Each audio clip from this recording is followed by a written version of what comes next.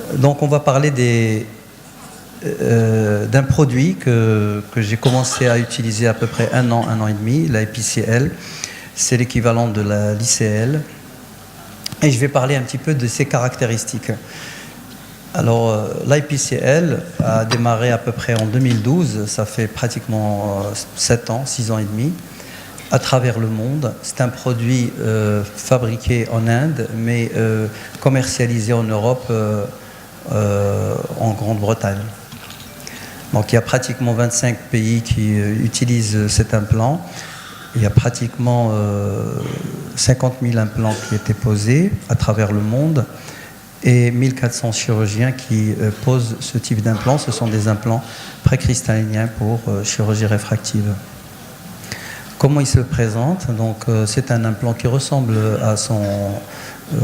à l'implant qui a été utilisé avant, c'est-à-dire l'ICL. C'est un copolymère hydrophilique, acrylique, et qui a des zones optiques qui varient jusqu'à 7 mm. L'avantage d'abord de cet implant, c'est qu'on a une large gamme qui peut aller d'une dioptrie jusqu'à plus 15 pour l'hypermétropie, même si on sait que pour l'hypermétropie, on n'a pas une chambre assez profonde en général, mais parfois on est surpris de trouver une chambre suffisante pour pouvoir implanter ces implants précristalliniens. Et au niveau de la myopie, ça peut traiter jusqu'à moins 32, chose que son concurrent n'a pas, c'est-à-dire on arrive jusqu'à moins 18 avec l'ICL. Alors cet implant, je vais montrer une vidéo qui va nous montrer comment on le pose. D'abord au niveau de l'incision, on n'a pas besoin d'élargir comme l'ICL où on a besoin de 3,2 mm. Avec l'IPCL, avec 2,75, le buseau de l'injecteur peut être introduit facilement et la mise en place est très facile. Donc on voit, c'est en temps réel avec un micro-manip. On met de la méthylcellulose pour pouvoir vider la chambre assez facilement.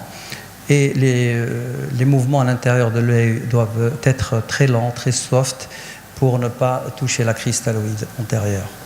Donc là, l'implant est en place. Le type d'anesthésie, ça dépend du patient. Donc c'est juste avant de démarrer la chirurgie.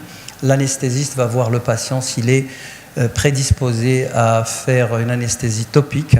Et surtout, c'est les femmes qui supportent ce type d'anesthésie parce que les hommes, on a beaucoup plus du mal. Ils ont souvent peur. Sinon, comme par exemple là, c'est un implant multifocal. Sinon, on fait une neurolepte. Surtout pas d'anesthésie locale ou loco-régionale parce que ce sont des myopes. Alors cet implant peut être utilisé pour la chirurgie réfractive jusqu'à l'âge de 45 ans, mais puisqu'il y a des implants presbytes, on peut aller au-delà. Et on peut même poser des implants à des petites myopies, donc j'en ai posé pour moins 2 quand on a des cornées à risque et quand le patient veut absolument se faire opérer pour se débarrasser de ses lunettes pour raisons professionnelles. Alors, du fait des spécificités de nos cornées au niveau de l'Afrique du Nord, j'ai arrêté de couper les cornées, car le jour où j'ai compris que la topographie n'est que l'ombre d'une cornée et que ça ne peut pas certifier que cette cornée est saine, et que le problème de la chirurgie réfractive cornéenne, c'est beaucoup plus le fait de couper la cornée, beaucoup plus que le traitement ou l'abrasion de cette cornée. Donc je ne coupe plus de cornée depuis 2013. Donc pour moi, il n'y a pas de place en chirurgie réfractive ni pour le fentolasique ni pour le smile. Toutes les techniques qui coupent la cornée exposent à un risque éventuel d'ectasie. Et pour moi, il n'y a pas d'ectasie, ça n'existe pas, c'est un leurre. Il n'y a que des kératocones qui sont stables, mais quand on découpe, on va décompenser un processus préexistant. Alors on peut aller jusqu'à moins 30. L'avantage aussi, c'est que pour la myopie, aussi bien que pour l'hypermétropie, on a besoin d'une chambre, une profondeur de chambre de 2,8, alors qu'avec l'ICL, pour l'hypermétropie, on a besoin d'une profondeur de 3,2. Donc on a une petite marge qui est un peu plus importante. En plus de l'incision qui est de 2,75 au lieu de 3,2, car avec le buseau de l'injecteur de l'ICL, on a du mal à passer à travers 2,75. Alors, de plus en plus, je pose des implants FAC, car le risque est moindre. C'est vrai que c'est une chirurgie, on ne peut pas dire qu'il y a le risque zéro, mais de toute façon, ce sont des actes qui sont réversibles. Et quand j'ai un choix entre un traitement de cornéen et une implantation, j'y vais facilement vers une chirurgie d'implant précristallinien. Donc avec le moins de risque de surface, quoique ça existe, parce qu'en général on travaille sur des yeux qui ont été abîmés par le port de lentilles souples plusieurs années, et le geste est réversible. Je préfère mesurer le white and white, white to white par le compas. Pour moi, c'est beaucoup plus juste que d'autres procédés, que ce soit l'Orbscan ou l'UBM.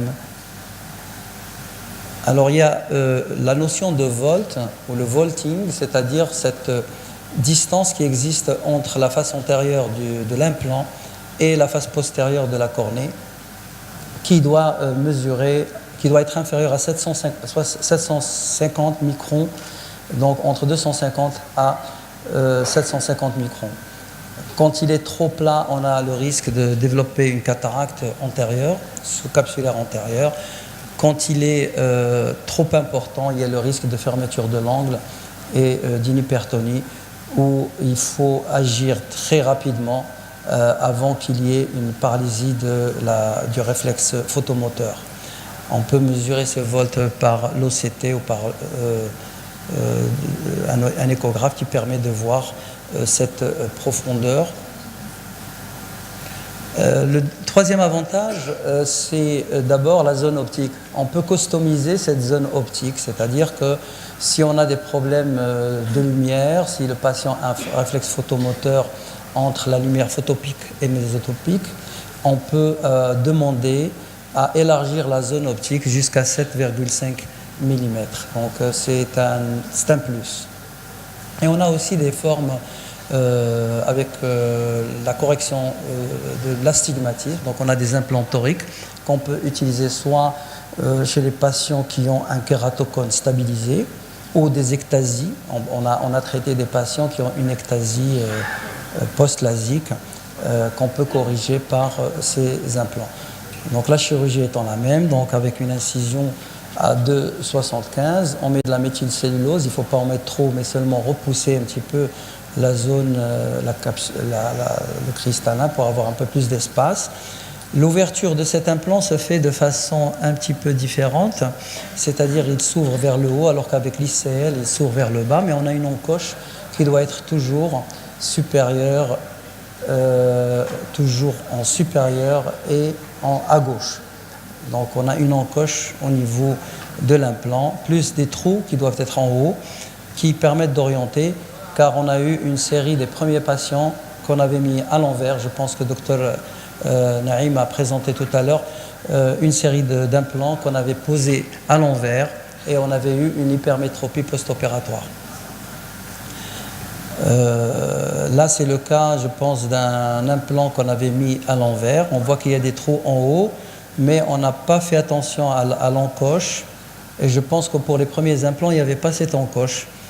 Et là, il y a une encoche en haut et à gauche qu'on doit voir. Là, on a rempli avec du visqueux et je suis en train de retourner l'implant car c'était une myopie assez forte parce que si on avait une chambre pas assez profonde, on aurait du mal à faire ce mouvement parce qu'on a protégé la cornée, on a protégé la cristalloïde antérieure avec du visqueux et on fait tourner l'implant, le repousse pour pouvoir corriger. Là, il se retourne en chambre antérieure sans toucher ni le cristallin ni l'endothélium. Voilà, et on va le remettre en place. On voit les trous qu'on va remettre vers le haut et l'encoche qui est en haut et à gauche. Voilà. Voilà, merci.